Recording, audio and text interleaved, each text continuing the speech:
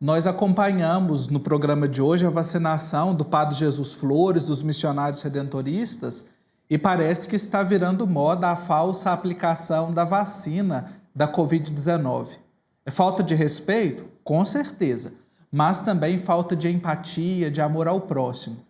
E ao que tange a lei, é um crime? Nós vamos entender o que está acontecendo e as possíveis penalidades. E quem está conectado conosco é o advogado, doutor Alexandre Amui, a quem nós acolhemos e desejamos uma boa tarde, doutor. Bem-vindo ao programa Pai Eterno. Boa tarde, muito obrigado pelo convite. É uma honra estar com vocês aqui nesse quadro tão importante, né? Para trazer aí algumas informações ao nosso público. Muito obrigado. Obrigado. Nós vamos acompanhar agora, Padre Wellington, o senhor e eu, umas imagens de vacinações. Podemos dizer vacina de ar, não é? Já que diante de alguns fatos que a gente tem acompanhado. Nós vamos começar por Goiânia, que é a nossa capital de Goiás. A filha de Floramide Oliveira Jordão, de 88 anos, gravou o momento em que a mãe ia receber a primeira dose da vacina, mas a enfermeira retirou a seringa sem injetar o imunizante. Questionada pela filha, que reparou no líquido dentro da seringa, a enfermeira pediu desculpas, disse que tinha esquecido e aplicou corretamente. Vamos conferir. Filme. A senhora olha para lá, dona Floramide? Vira o rostinho para lá, por causa da agulha. A hora que eu puxo, se soltar, aí, certinho.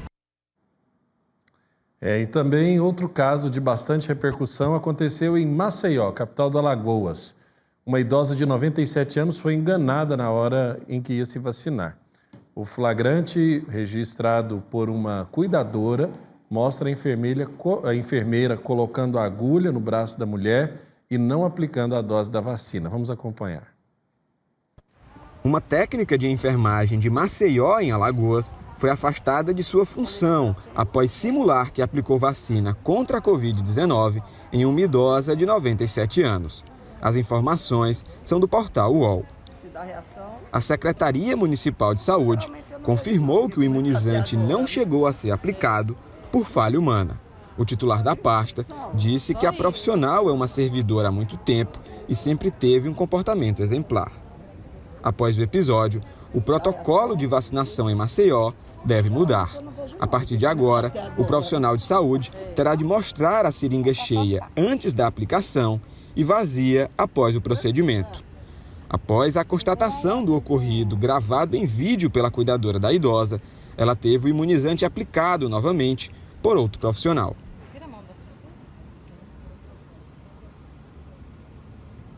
Agora foi, tá certo? Agora, doutor Alexandre, uma situação realmente muito complicada e eu acho que quase que sem explicação, né? Exatamente. A questão é que nós vivemos uma época de grande terror, né, em relação à saúde. Essa pandemia, ela tem preocupado os especialistas, e aí quando finalmente há uma luz, né, lá no fim do túnel, que seria essa imunização, as pessoas, ou em pânico, ou também eivadas de má fé, elas começam a praticar crimes, e isso tem gerado aí grande repercussão, até porque, ao não imunizar aquele idoso, sendo ele um grupo de risco, acreditando estar imunizado, ele pode vir a óbito. Então, seria assim, o fato, ele tem uma gravidade maior em razão daquele que é vítima dessa fraude, né, desse crime. Agora, diante do que a gente viu aí, né, essa situação daqui de Goiânia, também lá em Maceió, e temos visto outros casos recorrentes aí pelo Brasil, do ponto de vista legal, o que configura na lei o ato da não aplicação da vacina? Olha, tecnicamente hoje a incidência criminal, tipificação criminal do artigo 268 do Código Penal, em que há uma fraude à imunização.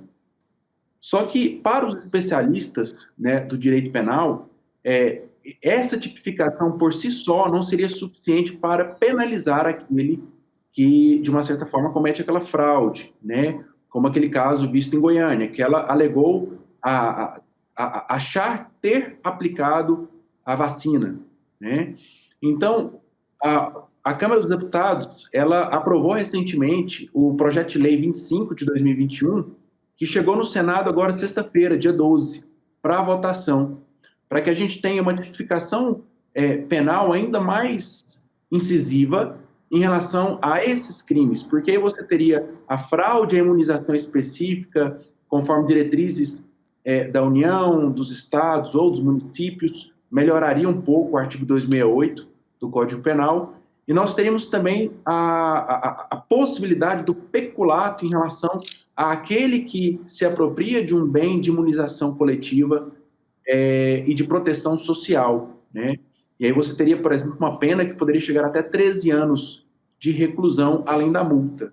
Então, se esse projeto for aprovado, talvez nós possamos ter aí emendas, alterações, adaptações, mas aprovado, nós teremos aí sanções mais específicas e mais pontuais para os crimes praticados. Hoje, se você perguntar hoje, nós teríamos a possibilidade, obviamente, da aplicação do 268, né, para tentar tipificar aquele crime, além do fato da corrupção. Então, esse caso de Maceió que nós vimos agora na reportagem, na minha opinião, ele está ali muito próximo da corrupção. Aí teria que avaliar o caso a caso para entender se ela subtraiu aquele imunizante para aplicar em terceiros, para vender, como que se deu aquele fato. Uhum. Certo.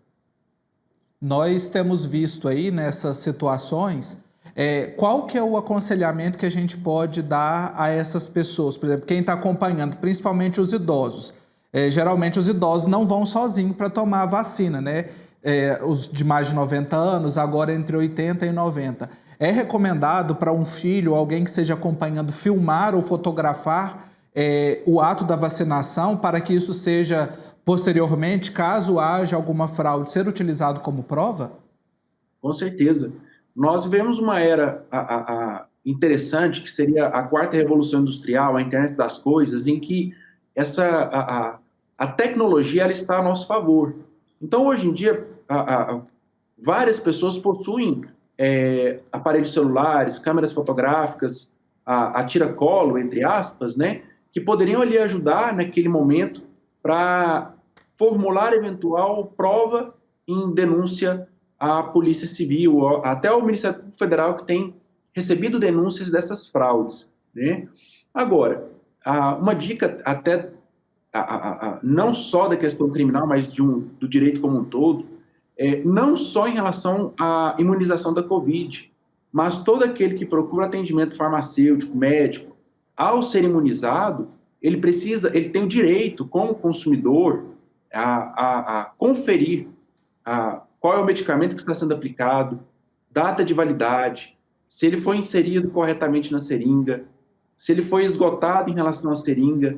Então, isso já é um direito que acompanha o usuário, o consumidor, há anos. E agora ele se torna mais visível porque há boatos, né, de que as pessoas não imunizam e depois vendem ou imunizam seus parentes. Então, tornou-se público agora esse fato, né? Mas o ideal é que eles filmem, que eles fotografem, obviamente. A filmagem ela tem valor probatório bem melhor do que a fotografia, tá?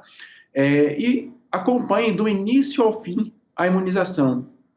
O que foi colocado na seringa, foi colocada a quantidade total do frasco, foi aplicado na sua íntegra o medicamento. Isso é o que todo usuário deve fazer em relação à sua vacinação. Essa tem sido uma realidade, né, que nós vimos aí, esse primeiro caso, mas uma outra ação que tem se tornado bem comum ultimamente é o ato de furar fila para receber a dose da vacina antes do tempo determinado, né? Foi o caso das gêmeas, médicas acusadas de furar a fila dos grupos prioritários em Manaus e também em tantos outros lugares no Brasil e que têm sido alvo também de investigação. Esse caso de Manaus, elas deixaram os cargos em um posto de saúde. A Prefeitura da capital publicou a exoneração das médicas Isabelle e Gabriele Lins, filha de um empresário, dos cargos comissionados que elas ocupavam. Elas foram alvo de denúncia do Ministério Público Federal do Amazonas em janeiro e, mesmo proibidas por determinação judicial, receberam uma segunda dose contra a Covid-19. Afinal, doutor Alexandre, furar a fila a gente já está ouvindo e vendo que é um crime, né? Qual é a penalidade desse ato de furar a fila? A questão do furar a fila por si só, aí nós dependeríamos dessa tipificação mais específica desse projeto de lei 25 de 2021. Então, nós dependeríamos aí hoje do Senado para que ele possa avaliar esse projeto de lei para que nós tenhamos uma tipificação mais específica, né? Hoje, conforme 268, a punição ela seria pequena a ponto de não ensejar aí uma prisão, por exemplo, né? Então, apenas teria a conversão dessa pena de reclusão em medidas socioeducativas, entre aspas, né? A doação de cestas básicas, serviços comunitários, porque ela é inferior a 4 anos. A grande questão é que eu tenho comentado com vários colegas que, em várias denúncias que eu acompanhei, realmente há o fura-fila, né? Aquele que não respeita aquela ordem de prioridade. No outro passo, existem aqueles que, de uma certa forma, ou o decreto, ou o regulamento municipal, estadual, permite a vacinação de um grupo, como, por exemplo, os odontólogos, né, sem especificar se está na linha de frente ou não do combate, dos farmacêuticos, se está ou não na linha de frente do combate, e aí ele é imunizado.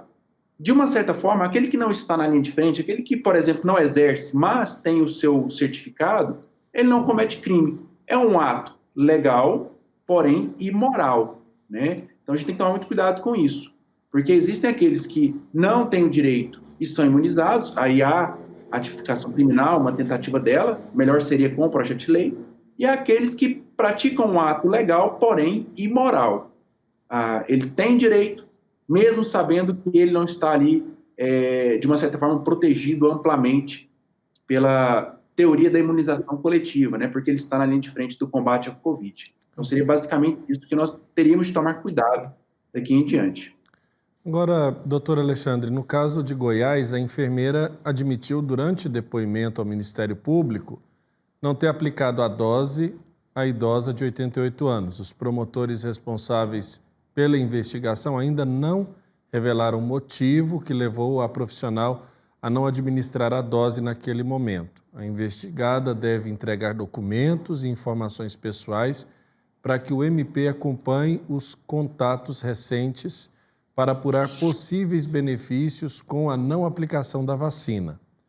Já o Ministério Público de Alagoas vai investigar a conduta da profissional de saúde. Em nota, a Secretaria Municipal de Saúde reforçou que se trata de um caso isolado e que vai ampliar a fiscalização da vacinação contra a Covid.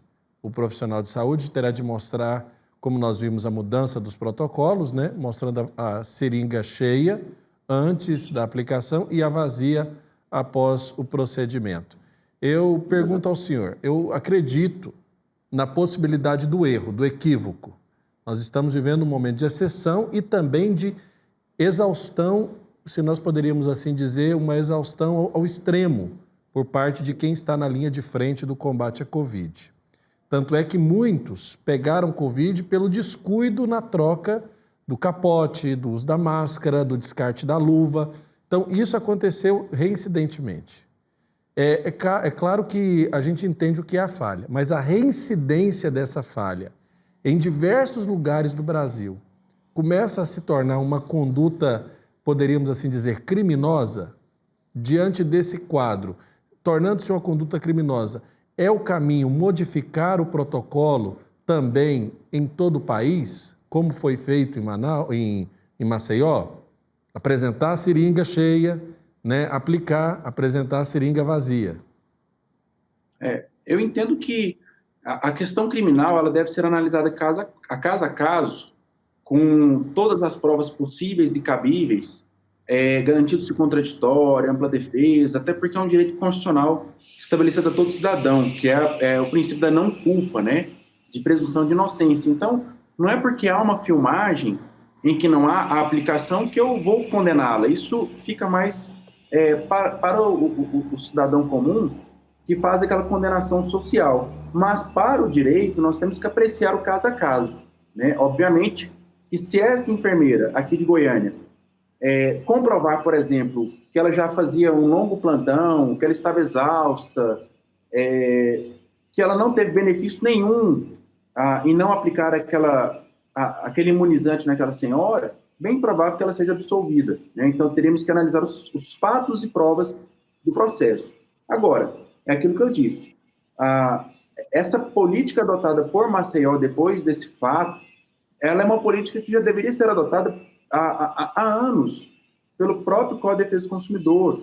O consumidor tem direito a amplas informações em relação àquilo que está sendo aplicado nele. Eu conheço vários casos de pessoas que foram, pessoas diabéticas, por exemplo, que foram imunizadas com algo que lhes dava uma reação grave e gerou ali uma complicação da doença e posterior óbito.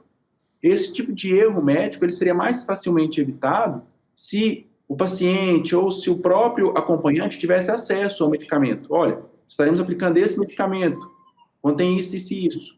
Então, essas informações são necessárias e de direito do consumidor. Então, acho que essa política adotada por Maceió, ela sim deveria ser adotada por todos os locais que estão imunizando agora a população em relação à Covid-19. Nós já estamos chegando ao final da nossa conversa, doutor Alexandre, mas eu queria fazer uma última pergunta que eu acho importante também para ajudar a população que nos acompanha. Em caso de uma situação semelhante às que nós vimos, seja da não aplicação ou de furar fila, e que essa pessoa se sinta lesada, qual é a instância que ela deve se recorrer para fazer uma denúncia?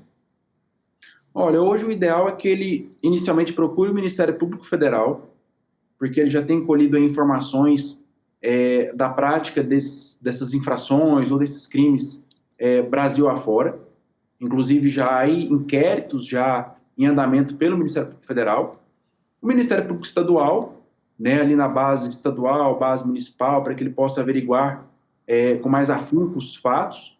E também, a depender da situação, a Polícia Civil, para que ela possa investigar atos mais graves, né? Como, por exemplo, imaginemos que aquele profissional da saúde, ele se apropria daquele medicamento e revende ele, entre aspas, no mercado clandestino, né? Então, já há boatos, a gente nunca sabe se é verdade ou não, até porque hoje em dia vivemos uma era muito complicada de informações, mas de que as pessoas subtraem para vender por 15 mil, 20 mil para aqueles que têm condições de pagar o imunizante, né? Então, Ministério Federal, o Estadual e a Polícia Civil para que eles possam investigar os crimes relacionados ao 268 ou ao novo projeto de lei que está sendo analisado pelo Senado. Aí, muito obrigado, doutor Alexandre, pela oportunidade de esclarecermos tantas dúvidas que as pessoas vão tendo durante esse momento crucial, né, de atravessarmos essa fase da pandemia. Forte abraço e a gente espera contar com o apoio do senhor em outros momentos aqui no nosso programa. Com certeza. Eu agradeço demais o convite, uma honra e um prazer estar aqui.